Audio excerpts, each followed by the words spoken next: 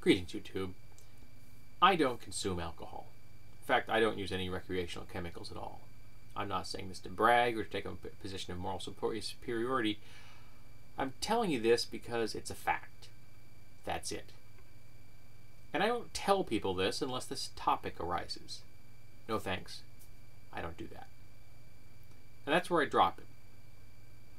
If someone wants an explanation, I'll give it to them. But I don't want to give it to them without being asked. In fact, I'm trying to not give out information at all any longer unless I'm asked. I'm trying to open up my ears and close my mouth a whole lot more. I'm trying to listen. I'm trying to ask the right questions and then patiently waiting for their answers. I'm trying to become a more engaged person. So, I don't drink. But alcohol consumption is common throughout the world. And if I just say this and let it drop and no one brings a query, we're good. But if I were to say every time I introduce myself, "Hi, I'm James, I don't drink alcohol. Hi, I'm James, I don't drink alcohol," that would be really obnoxious. If I kept bringing it up in every single conversation, if I never let it lie, if I made sure that everyone knew that I didn't consume alcohol, and then told them ad nauseum why I don't consume alcohol, that would be frustrating to most people around me. Particularly people who enjoy alcohol in a sensible manner. For example, my wife is 1 to 2 beers a week. That's it. So that's not an unreasonable consumption of alcohol. As a side note, follow the 1-2-4 rule. No more than 1 drink in an hour, no more than 2 drinks in a day, no more than 4 drinks in a week, and you're never going to become an addict. It's quite safe. And then if I took it a step further, and say I joined an organization, the Radical Sobriety League, and not only do we tell everyone that we don't drink, but we begin to harass the manufacturers of alcohol, the bartenders that serve alcohol, and the servers that carry it from the bartender to the person that's going to consume it. We begin a systematic, consistent barrage of abuse and harassment upon the producers and those that disseminate alcohol. That is no longer just not drinking. That has become a political agenda. Now imagine for a moment that someone decides they don't want to date. Doesn't matter why. They just don't want to date. But they never tell anyone, unless the topic comes up. Someone shows a romantic interest in them, and someone says, "Hey, my sister's in town this weekend. I think you two might hit it off." And the person replies, "I appreciate the offer. It's very nice that you thought of me, but I'm not in the market for dating at the moment, thanks." And just let it drop. Now, if the person asks for a deeper explanation, you're under no obligation to give one. I'm under no obligation to explain why I don't drink. I do, because I think it's illustrative and it's important. And it also helps to explain my position and who I am to a certain degree. But I don't have to. I'm under no obligation to do so.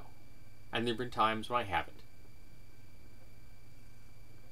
And a person who doesn't date is under no obligation to share why they don't date. They just don't. Now, they could explain why, and that's fine. But if they introduce themselves to everyone, "Hi, I'm James, I don't date. Hi, I'm Bill, I don't date. Hi, I'm Sally, I don't date," that would be obnoxious. And if they kept bringing it up over and over and over again, that gets worse. And if they then decide they're going to join an organization of like-minded non-daters, and they begin to commiserate, and they begin to share stories of why they don't date, and they begin this recursive feedback loop where they begin to feed into themselves in this cycle where it just ramps up their anger and their anxiety until they get to the point where, like the Radical Sobriety League, they begin to harass those they are not dating. Does this sound familiar to anyone? Is this striking a bell in anyone's mind? Because you see, when they've taken that step of making sure everyone knows they're not dating, of making sure that they're in an echo chamber where they're reinforcing and feeding off of that tribalism that they have built around not dating, when they've taken the step to begin to harass people, the people they're not dating, that ceases to be not dating. That becomes a political agenda. And remember, if they don't want to date, all they have to do is not date, just like as I just have to not drink. That's it. Just don't drink. Just don't date. You don't have to tell anyone. You don't have to justify it. You don't have to explain it.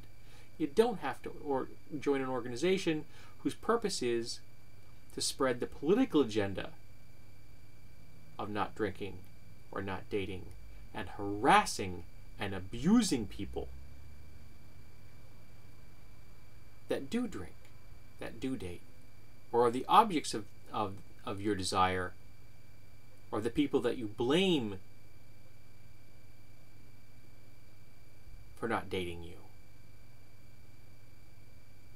or the philosophy that you blame for having ruined the institution of dating, or the philosophy that you blame for having ruined the gender that you used to want to date. Does this sound familiar at all?